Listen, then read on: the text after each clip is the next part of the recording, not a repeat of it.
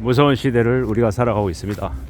원달러 환율이 지금 1,400원인데 돈을 계속 쏘아 붓는데도 이 환율이 안 내려갑니다. 지금 현재 이 상황을 만든 이가 누굽니까? 한국은행 총재 이창용 총재가 원달러 환율이 아니라 그 기준금리를 내리면서 이 사단이 벌어진 거죠. 결국 이제 한국과 미국의 기준금리 격차가 불어가 되면서 이제 더욱 이제 상황이 이제 악화되는 거죠. 지금의 이 상황을 만든 이제 이 주역입니다. 이창용 한국은행 총재 죽을 때까지 아마 대한민국의 경제를 파탄시킨 이 주범으로 아마 오래오래 기억이 될 것 같습니다. 부동산 살리고 이제 계속 이제 포퓰리즘으로 계속 끌고 가려고 저지랄을 한 건데요. 저런 충격이 이제 꽤나 클 것 같습니다. 롯데가 지금 찌라시 때문에 몸살을 낳는 게 아니라 실제로 유동성 부족 때문에 되게 큰 곤욕을 치르고 있습니다. 일전에 롯데리츠로 이 돈을 꽤 준비해 놨었는데 그거 다 이제 쓰고 지금 이제 이런 되게 이제 험난한 상황들을 겪고 있는 거죠. 찌라시에 나와 있는 것처럼 롯데 인력을 반으로 줄인다. 그리고 대규모 이제 대거 이제 팔아낸다. 이런 얘기가 거짓말이 아닌 거죠. 어쩌면 찌라시는 정권가에서 먼저 뿌린 걸 수도 있고 이미 그 정권가에서 롯데 그룹을 향해 이제 경고를 내린 걸 수도 있다라는 생각도 해봅니다. 결국 이제 앞으로 우리가 살아가는 세상이라는 것이 어떻게 흘러갈까, 어떻게 변할까라는 걸 이제 곰곰이 생각해 주는데요.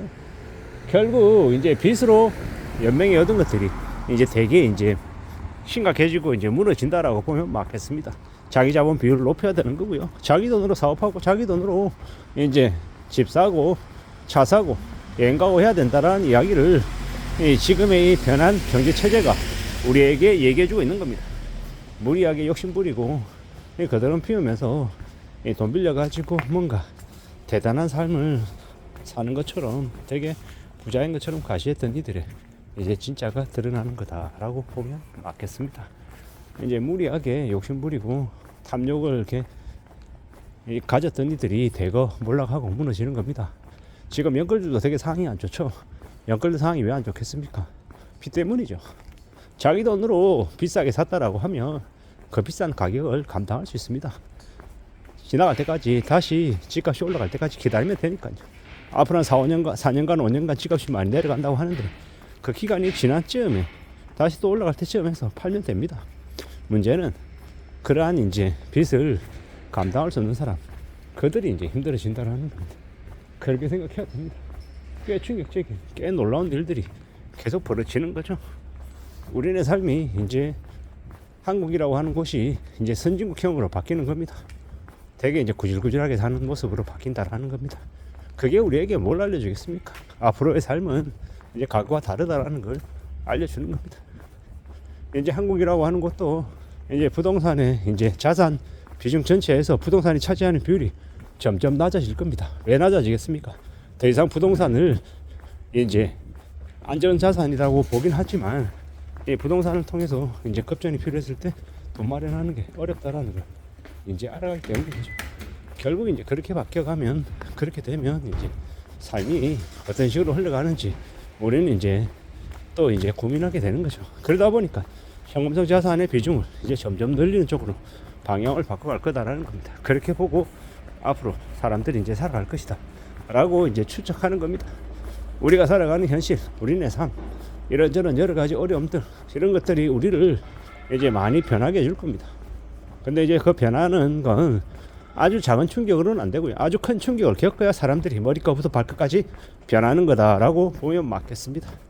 지금 한국은행 총재라고 하는 놈이 기준금리 3.25에서 3.0으로 내렸습니다. 선제적으로. 대한민국의 재앙을 불러온다. 원달러 환율이 얼마까지 이제 올라갈까라고 이제 생각하는 분들이 많은데요. 원달러 환율이 지금 1,400원인데 1,450원, 1,500원이 아니라 1,600원, 1,700원 뭐 그 이상으로 이제 미친 듯이 이제 터져 나올 것 같다라는 이야기들을 되게 많이 합니다.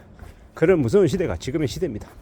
나중에 원달러 환율이 1,500원, 1,600원 그 이상이 되면 외국의 이제 학계탁가들이 외국계 이제 사모펀드들이 이 대기업들 30대 주요 기업들의 경영권을 이제 갖겠다고 엄청 이제 한국으로 이제 뛰어들겠죠. 원달러 환율 1600원, 1700원, 1800원 되면 이제 원화 대비 이제 달러가 이제 강해지면 이제 그들이 돈 싸들고 와서 이제 마구 사들이겠죠. 그런 시대가 이제 또 벌어진다라는 겁니다.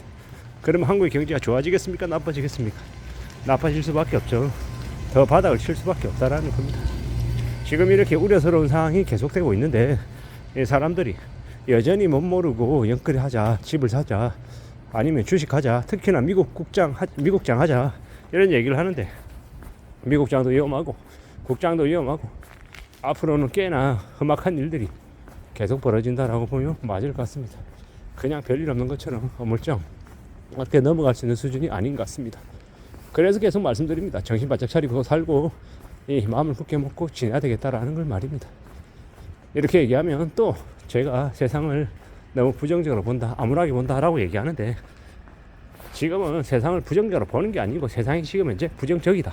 우리가 살아가는 한국이라고 하는 나라의 경제 상황이 부정적이다 라고 보면 맞겠습니다. 매우 암울하다라는 거죠. 그리고 그러한 삶을 어떻게 해결해 나갈 건지, 대처해 나갈 건지에 대한 고민을 진지하게 해야 된다는, 왜 해야 된다라고 얘기하겠습니까? 생존하기 위해서, 견디기 위해서, 살아남기 위해서입니다. 이걸 부정적이라고 얘기하는 놈이 있으면 그 놈의 대가리가 똥이 들어가 있는 거다라고 생각해야 됩니다. 지금 분위기 파악 못하냐, 지금의 상황이 별일 없냐, 괜찮냐 라고 그놈들한테 묻고 싶습니다. 지금 함부로 까불어대고 긍정 부정 얘기할 상황이 아니다라는 겁니다. 정신 바짝 차리고 살아야 이 경제 위기에 안 쓸려 내려간다라는 겁니다. 폭풍 쉬고 비바람 몰아치는데 아무 생각 없이 나는 긍정의 사나이 이러면서 밖에 나가가지고 싸돌아다니면 어떻게 됩니까? 그 폭풍에 휩쓸려서 흔적도 없이 사라진다라는 겁니다. 그런 시기가 지금의 시기인데 함부로 까불어대고 별가인 것처럼 부정적이니 어쩌니 이런 개소리 하면 어떻게 됩니까? 그 사람의 인생이 부정 긍정하고 상관없이 그냥 같이 날아간다 라고 봐야 되는 거죠. 그런 한심한 인간들이 여전히 있습니다. 그런 한심한 인간들이 나중에 어떻게 됩니까? 하청민되고 이제 저 빚쟁이 노예들이 돼서 남들이 하기 싫어하는 더럽고 험하고 천한 일들을 도맡아서 하게 되는 거죠. 그러면서 그놈들은 또 떠들어냅니다. 세상은 긍정적이야, 세상은 밝은 데야, 이런 개소리 하면서 자신들의 인생만 점점 하찮게 변해가고 되게 우울해지는 거죠.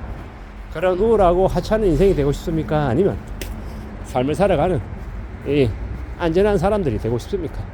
안전하게 살아가기 위해서 세상을 부정적으로 봐라, 이 부정적인 상황을 어떻게 대비하고 대응할지를 잘 궁리해야 된다라고 말씀을 드리고 싶습니다.